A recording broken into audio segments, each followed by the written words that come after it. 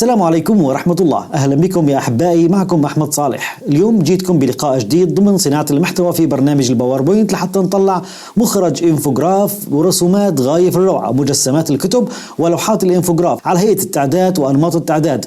كثير من الأحيان نحن بنلجأ إلى برنامج الباوربوينت لحتى نقوم بتسويق أفكارنا ونقدم مواد معززة بتسويق هذه الأفكار إلى الجمهور المتابع، بحيث أنه تكون الصورة والمشهد تمام يساعدنا على وسم هذه الأفكار في مخيلة الجمهور. تمام يا أصدقائي، فلهيك دائما نحن بنلجأ إلى برامج صناعة المحتوى، وعلى رأسهم برنامج الباوربوينت لحتى نطلع هذه المخرجات ونقدم أفكارنا على أفضل طريقة وأفضل شكل تساهم معنا، مثل ما حكيت هذه الرسوميات بتسويق أفكارنا إلى الجمهور. بهذا اللقاء رح نتعلم من الصفر تماما كيف رح نرسم هذه المجسمات، وأيضا رح نستفاد من خبرتنا السابقة بالظل والإضاءة. قبل ما نبدأ بهذا اللقاء أحباب القلب، أطلب منكم حبا وفضلا ضغط مفتاح اللايك وترك التعليقات، وإذا كنت ضيف جديد اضغط مفتاح الاشتراك، ونتشرف بوجودك بقناة عالمكم، وفعل الجرس ليصلك منا كل جديد.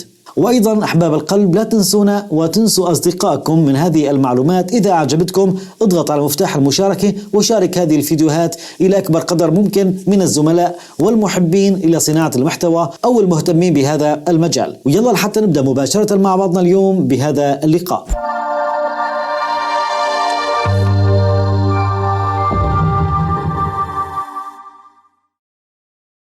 أهلا بكم أحبائي مرة ثانية. بعد ما قمنا تشغيل برنامج الباوربوينت رح ننقر باليمين بداية، نتوجه إلى تنسيق الخلفية ونبدأ بإعطاء تدرج لوني للخلفية على الشكل التالي. نختار اللون الأول أبيض، والثاني يكون عندي إياه فضي بدرجة معينة. النوع رح يكون معي شعاعي، ورح نختار يكون من المنتصف. نتوجه إلى قائمة الإدراج، ومن الأشكال رح ناخذ الشكل المستطيل يلي زواياه مستديرة، وبنقر مع السحب لحتى أرسم مساحة معينة تكون معي بهذا الشكل. أنا رح أوسعها شوي مشان يكون الرسمة واضحة لحضراتكم. رح نزيد فقط استدارة الزاوية من هذا المكان، يعني بيكون معنا مثلا بهذا الشكل. نضغط كنترول زائد دي لحتى نعمل تكرار للشكل مثل ما شايفين. خلنا نلونه بلون تاني لحتى يكون الموضوع واضح معنا بالضبط. خلني أسحبه على هذا المكان، ورح نعمل تصغير له مثلا بهذا الحيز بهذه المسافة من النمط العلوي. تمام، ونفس المبدأ عندي هذه المسافة بالناحية السفلية. تمام، ورح نحرك للخلف فقط بعض الشيء، يعني يكون معي بهذا الشكل. رح نرجع ناخذ منه كنترول زائد دي مرة تانية، وخلنا نلونه بلون آخر واللي يكون معي مثلا بهذا اللون، وطبق الشكلين فوق بعضهم البعض. تمام، وبحركه مسافة للأمام شوي فقط لا غير. تمام، بهذا الشكل. برجع بختار كنترول زائد دي مرة رابعة. تمام، خلي لونه بلون مغاير، وبطبق آخر شكلين فوق بعضهم بالضبط. خلني أختار منه نسخة تانية وأحطها على طرف، رح نحتاجها بعد شوي. الآن برسمتها صار في عندي هون 4 أشكال. هذا الشكل وخلفه تماما في عندي شكل. تمام، هدول الشكلين منطبقين على بعضهم، وعندي هذا الشكل اللي لوناه باللون الأسود، وعندي الشكل الرئيسي أو الشكل الخارجي. أصدقائي ركز معي بالنقطة هون على الشكل التالي. رح أحدد الشكل يلي لونه أسود، أضغط كنترول ومن ثم الشكل يلي بالأمام، ومن قائمة تنسيق ومن الدمج رح نختار طرح. الآن برجع إلى الشكل الخارجي. الشكل الخارجي بحددهم، بضغط كنترول مع الشكل اللي بقي معي هون في المنتصف، أيضا نرجع نختار طرح لحتى يكون حصلت الآن على هذا التجويف وهذا الظل. تمام، طيب رح نختار الآن هذا الشكل، رح نرجعه لعندي على هذا المكان وبنلونه وليكن معي مثلا باللون الأبيض. طيب رح نتوجه الآن مرة ثانية إلى إدراج، ومن الأشكال رح نتوجه الآن إلى إدراج، ومن الأشكال رح ناخذ المستطيل، رح أنقره مع السحب وأرسم مستطيل بهذه المساحة. بس أنا أتأكد عن المساحة اللي رح يتم تظليلها وليكن بهذا الشكل بالضبط. رح حدد الإطار الخارجي والرسمة الخارجية الكبيرة، أضغط كنترول وبحدد المستطيل، وهون كمان بنعطيه شو؟ بنعطيه طرح لحتى أقوم باختصاص المساحات الزائدة يلي هون.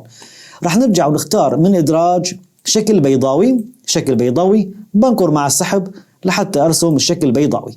رح أضع الشكل بهذا المكان، خليك معي شوي مركز. تمام، بهذا المكان على هذا الشكل بالضبط يكون معي، وأضمن أنه هي عندي إياه بمنتصف الشكل، يعني يكون معي بهذا الشكل تماما.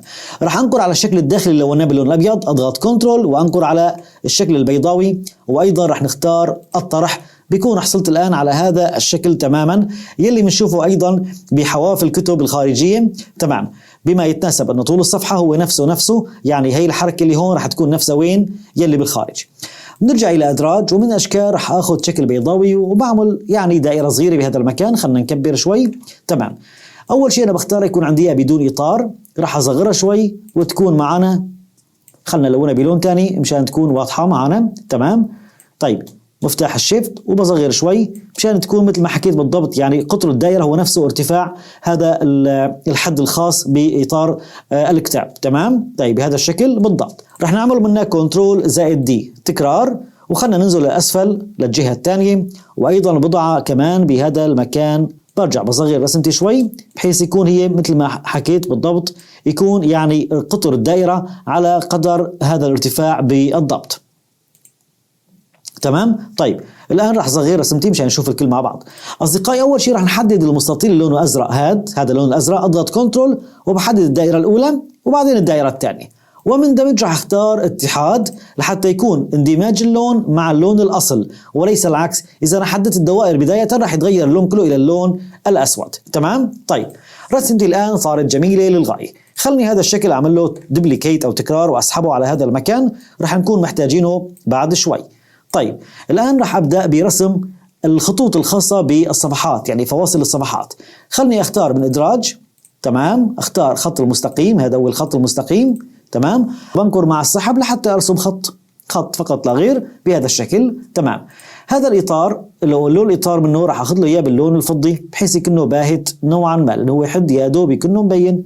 تمام. راح نسحبه على هذا المكان. خلني أكبر شوي ومسكر تنسيق الشكل لحتى يكون امورنا كلها ولا اجمل من هيك. طيب اخذنا له مساحه ولا كلها هون، وبختار منه كنترول زائد دي. تمام. وبنكر وبسحب وبجعل الفواصل معي مثلا تكون معي بهذه المساحه فقط لا غير. الان كنترول دي وبضل بكرر كنترول دي لحتى انا اعبي اسطر على، او هي يعني فواصل الصفحات على كل هيدي الاشكال وكل هيدي الاماكن. رح ننقر مع السحب لحتى نحن نحدد كل الاشكال. فبلاحظ تحدد معي هذا الجزء، اضغط على كنترول وانقر عليه لمره لالغائه. نفس الشيء الشكل الثاني، فقط ضل عندي محدد الخطوط المستقيمه. بختار كنترول زائد جي لحتى اعمل لهم شو؟ اعمل جروب. هلا بقى بنختار كنترول زائد سي نسخ، يعني نختار نسخ، وبجي على مكان ثاني وبختار لصق كصوره. لصق كصوره بمعنى اذا حبيت انا اعمل اقتصاص منهم هن اشكال عاديه ما راح احسن اعمل اقتصاص منهم. فهلا انا بحذف هذا الجزء، بنحذفه كامل. تمام. وراح نجيب الان رسمتنا هون بالضبط، بنرجعها مكانها. تمام. بهذا الشكل يا اصدقاء وضعنا 100% جميل. الان راح اخذ الشكل هذا او اخذ نسخه منه، خلي اختار كنترول زائد دي نسخه منه. تمام. وخلني اطبقهم على نفس الاماكن بالضبط. تمام. بهذا الشكل اصدقائي. راح احدد اول شيء الاسطر، اضغط كنترول وبنكر على الشكل، ومن قائمه تنسيق دمج الاشكال راح نختار تقاطع لحتى يتقاطعوا معي الشكلين ويبقى عندي فقط من الاسطر هذا الحيز بالضبط. خلني الغي خطوط الارشاد معلش لحتى تكون رسمتنا واضحه لكم بالضبط. طيب راح نبدا الان برسم الظلال يا اصدقاء، رسم الظلال. طيب هذا الشكل اللي اخذته بالاسفل، هذا الشكل بدي اعمل منه اكثر من نسخه. النسخه الاولى خلني الونها مثلا بلون معين يكون معي بهذا اللون، وبعمل كنترول زائد دي كنترول زائد دي اطبقهم مع بعض. تمام. وبختار لون اخر، برجع بختار كنترول زائد دي، يعني شكل ثالث. كم شكل صاروا عندي؟ 4 اشكال. تمام. صاروا عندي 4 اشكال بالضبط. خلني احذف اخر واحد. اذا عندي شكل اول، شكل ثاني، والشكل الثالث خلينا نلونه بلون اخر. اذا عندي صار 3 اشكال فوق بعضهم البعض. تمام. طيب حاليا راح اتوجه الى ادراج، ومن الاشكال راح ناخذ المستطيل وبنكر مع السحب لحتى ارسم مستطيل بهاي المساحه يا احباب بهذا الشكل. تمام. تاكد فقط انه هي وين؟ على المنتصف. تمام. بختار كنترول زائد دي منه تكرار ونسحب على المنطقة تحت منها، وبتأكد أيضا يعني المسافة اللي راح أظللها من المستطيل تكون بقدر المسافة العلوية اللي أنا ظللتها. تمام. فيني أعتمد على شفافية لما بنكر وبسحب يعطيني هذا الشكل بالضبط. برجع بختار كنترول زائد دي وخلينا نعمل استدارة لهذا المستطيل وبنقلل شوي من ارتفاعه وراح نسحبه على هذا المكان. تمام. طيب نفس المبدأ يكون معي مثلا بهذا الشكل.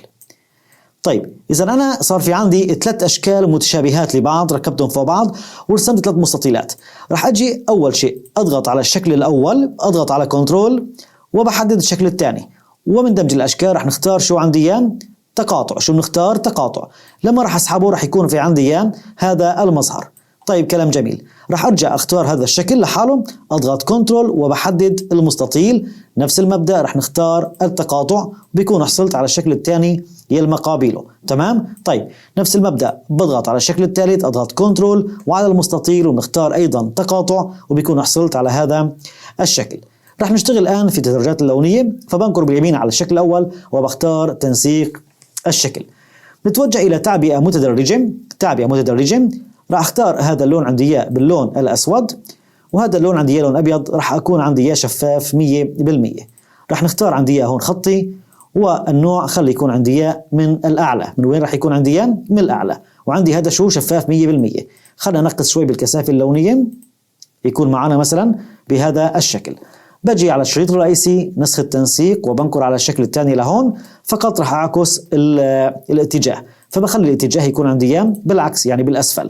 تمام. طيب كمان نسخ التنسيق وبنكر على الشكل الثالث وبخلي الاتجاه عندي اياه يمين ويسار. هذا راح نضبطه على هذا الشكل هون بالضبط لحتى يعطيني محاكاة الظل.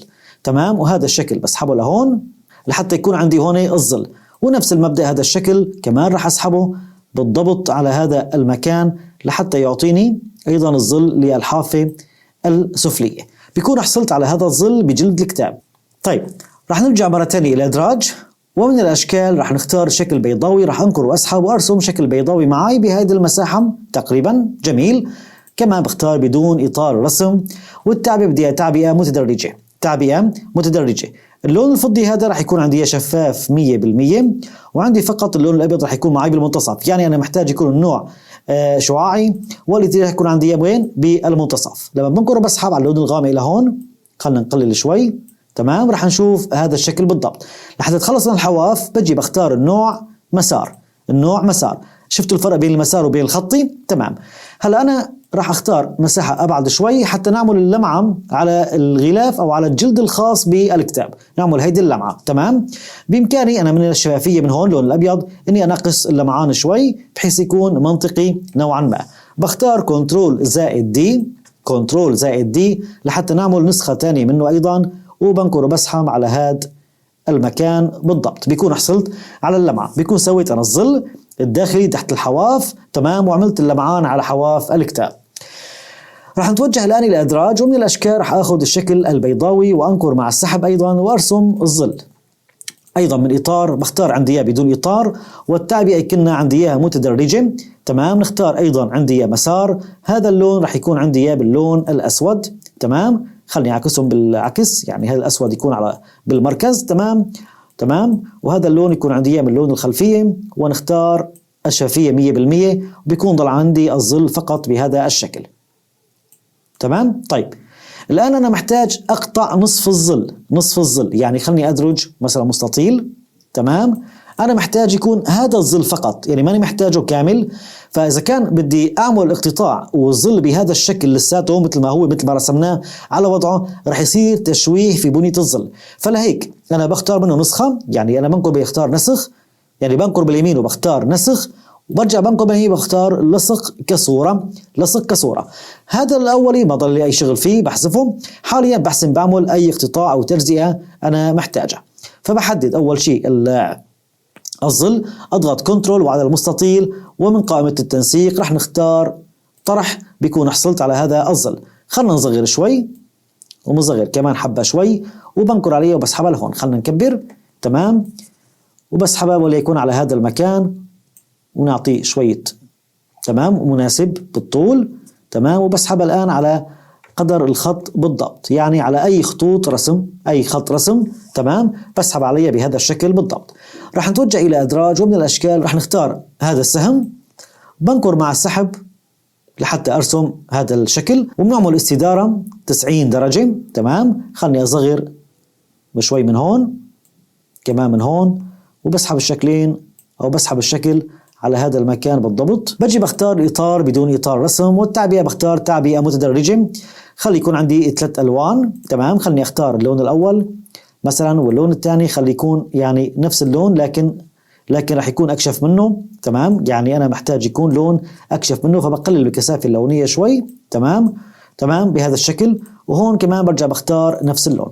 لكن خلني أعمله خطي ويكون عندي الاتجاه من أعلى إلى أسفل، أو بنختار بالعكس عندي هون يمين يسار. تمام. طيب بجي بختار من أعلى إلى أسفل بهذا الشكل. تمام. الآن أنا رح وسع النقطة الغامقة يكون عندي إياها بالأعلى، هيدي رح نغمقها كمان شوي، نعطيها كثافة لونية لحتى تعبر عن الظل، خلي تعبر فوق وين عن الظل، وهيدي برجعها لورا شوي. تمام بهذا الشكل. تمام يا أصدقائي، نقطتين كانوا كافيات معنا لإعطاء تدرج. إذا عندي نقطة غامقة بكون إياها بالأعلى تعبير عن الظل، وعندي هذا الشكل بالأسفل. الآن رسمتي تقريبا أصبحت جاهزة. رح أنقر مع السحب وأحدد كل الأشكال وأختار كنترول زائد جي، وبنعمل جروب واحد، أضغط شيفت وبقلص من حجم الكتاب يكون معي بهذا الشكل تماما. بختار منه كنترول زائد دي يعني تكرار، وبنقر مع السحب وبضع الكتاب وليكن معي بهذا الشكل بحيث انه ما يكون في عندي اي فضاوات تلاصق تام. تمام. برجع بختار كنترول زائد دي وبسحب الكتاب لهذا المكان وبتأكد انه ما ضل عندي اي فراغات. تماما نفس المبدأ، برجع بختار كنترول زائد دي وبنسحب الكتاب الاخير لهون على هذا المكان، كمان بتأكد انه ما ضل عندي اي فراغات. تمام. راح اجي الى العائله الاولى، اضغط كنترول شيفت مع حرف الجي، يعني انا بعمل يعني فك التجميع. نفس الشيء عندي اياه هون. تمام. خلي يكون متداخل للامام شوي. تمام. نفس الشيء الشكل الاخير ايضا يكون عندي يعني متداخل حبه. تمام. عندي هون كنترول شيفت مع حرف الجي وبلغي تجميع كل الاشكال، برجع بفك التجميع عن كل الاشكال. راح نبدا الان بالتزيينات. كون اللون الاول اللي اعتمده مثلا ازرق، خليني اختار مثلا عندي هون هذا اللون وليكن عندي اياه باللون الغامق، الازرق الغامق. تمام. وبجي بختار تدرجات من نفس اللون بالضبط، يعني انا بجي بختار اللون الغامق هون وهون بختاره نفس العائله نفس اللون، لكن بعطي يعني الكثافه اللونيه تكون عندي اقل لحتى احصل على هذا اللمعان. بجي على الشكل الثاني نفس المبدأ، التعبئة بجي بختاره وليكن باللون البنفسجي. تمام. فلهيك بيكون عندي تدرج لهيدي اللوحة يلي هون أو هي القطعة المعلقة يلي هون كمان من نفس العائلة اللونية، يعني أنا بختار البنفسجي. تمام. وبرجع إلى ألوان إضافية وبرجع بعيد نفس اللون وبرجع بختار من ألوان إضافية كثافة لونية أقل، كثافة لونية أقل لحتى يعطيني هذا التدرج. بجي على الكتاب أو الشكل اللي بعده وبنختار وليكن عندي إياه مثلا بهذا اللون. تمام. بجي إلى التدرج نفسه لهذا الرسم بختار نفس اللون، هيدي النقطة الغامقة، والنقطة الكاشفة بختار نفس اللون، وبنرجع وبننقص من الكثافة اللونية بهذا الشكل. وبجي أخيرا على هذا الشكل وبجي بختار لون وليكن معي بنختار هذا اللون. تمام.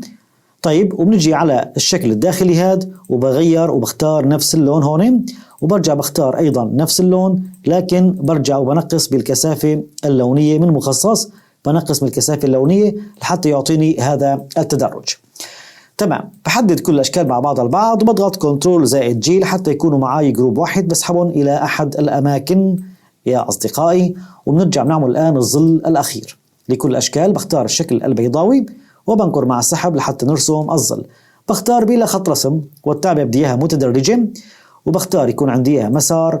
هذا اللون بيكونه أبيض، أو خلينا ناخده من لون الخلفية بالضبط، يعني من لون الخلفية بالضبط، والشافية يكون عندي اياها 100%. هذا اللون بجي بختاره باللون الأسود. تماما يا أصدقائي. إذا حبيت أعمله شوي شفاف حتى ما يكون معنا قاتم 100% لا بأس بالموضوع. رح نزود شوي مساحة الظل بهذا الشكل وبنسحبها على هذا المكان. تمام. وبنختار إرسال أو نقل إلى الخلفية لحتى يكون معي خلف الأشكال بالضبط. وهيك يكون رسمنا الظل وأعطينا محاكاة ال 3D بالضبط. رح نتوجه إلى إدراج ونختار بعض الأيقونات. رح نجي إلى تبويب اسمه التعليم ونختار 4 أيقونات. عندي على سبيل المثال 1 2 3 وبنختار 4 وننقر على مفتاح الإدراج. بعد ما قمنا بإدراج الأيقونات، هدول الأيقونات بهذا الشكل. تمام. رح أجي على الأيقونة الأولى وبختار التعبئة يكون معي باللون الأزرق الأول، يعني هو أول لون أزرق أخذناه يكون معي بهذا الشكل. الأيقونة الثانية، تمام، الأيقونة الثانية بجي بختارها تكون معي باللون الثاني اللي هو هذا اللون. والأيقونة الثالثة نضعها هون وبجي بختار اللون الثالث اللي هو هذا اللون. تمام. والأيقونة الأخيرة نجي نسحبها أيضا لهذا المكان وبنختارها باللون الأخضر اللي نحن اخترناه. تمام. بإمكاني أضيف مربع نص وبكتب عنوان. رح نقوم بتنسيق النص، نختار نوع الخط وليكن معاي بهذا النوع. تمام. نضع بهذا المكان بالضبط، وبنختار اللون يكون عندي بنفس اللون تماما. بختار كنترول زائد دي وبنكتب العنوان الثاني ونضعه بهذا المكان. خلينا نوسع لهون. تمام. وكمان هون رح نختاره بنفس اللون بالضبط. كمان بعمل كنترول زائد دي، رح نختار مربع نص ونكتب يعني خطوة، مثلا نختار مثلا هذا الشكل ونختار لون الأبيض، رح نضعه بهذا المكان. تمام بالضبط. ونعمل من نسخة ثانية ونكتب مثلا عندي إياه هون 1. هذا رح نكبر له حجم الخط شوي مشان يكون واضح معنا، وبنعمل ظل له. تمام بهذا الشكل. اضغط على كنترول بحدد النصين مع بعضهم البعض، بختار كنترول زائد جي بعملهم جروب، وكنترول مع الدي وبنسحب على هذا المكان. تمام. هذه عندي اياه مثلا الخطوة رقم 2 او الخيار رقم 2، كنترول زائد دي بسحبها لهون، وهون رح يكون عندي 3. تمام. او الخيار رقم 3 وكنترول زائد دي عندي هون الخيار رقم 4. بإمكاني أضيف طابع بسيط أخير طبعا أزين فيه بعض الجماليات، أنقر مع السحب وأرسم هيدي المساحة، بنزيد الزوايا شوي ويكون عندي بلا تعبئة. ولون خط الرسم رح يكون معاي هون باللون الأول، هذا هو اللون الأول، وبختار سماكة لأله وليكن معاي بهيدي السماكة بالضبط. خلينا نصغر شوي ونسحب على هذا المكان. تمام. ونوسع نص شوي فقط لا غير. بعمل منه تكرار للمستطيل، كنترول زائد دي وبنسحبه على هذا المكان أيضا. تمام. كمان بنختار لون خط الرسم أو إطار الرسم بنفس اللون اللي مختارينه. تمام. ونوسع العنوان عنه فقط حيز بسيط، بختار كنترول زائد دي وبضعه أيضا بهذا المكان ومنلونه باللون الأخضر. تمام بهذا الشكل بالضبط، وكنترول زائد دي ونضعه على الشكل الأخير ونوسع العنوان عنه شوية. تمام بهذا الشكل. وبنختار التعبئة أو بنختار لون بيكون معاي بهذا الشكل. لما رح نشغل شريحتنا مقدمة رح تكون أفكاري مقدمة بهيدي الطريقة للطلبة. طبعا أنت بإمكانك تضيف الآن فقراتك أو تضيف الشروحات أو تضيف النص المعبر عن العنوان الأول أو الخيار الأول بهالأماكن اللي ظلت معنا فارغة بالشريحة، رح تقدم الأفكار بطريقة رائعة جدا جدا وبتليق بطلبتك وجمهورك أيا يكن بالعموم. أتمنى إن شاء الله بهذا اللقاء أكون قدمت لحضراتكم الشيء الجميل والنافع واللائق فيكم كالمعتاد. فما تنسوني تكرما من الدعم والتفاعل على هذه الفيديوهات، بتساهموا معي في إيصال أكبر قدر ممكن من الباحثين والمهتمين ضمن هذا المجال، فتجزوا عني كل خير إن شاء الله، وألقاكم على خير والسلام عليكم ورحمة الله.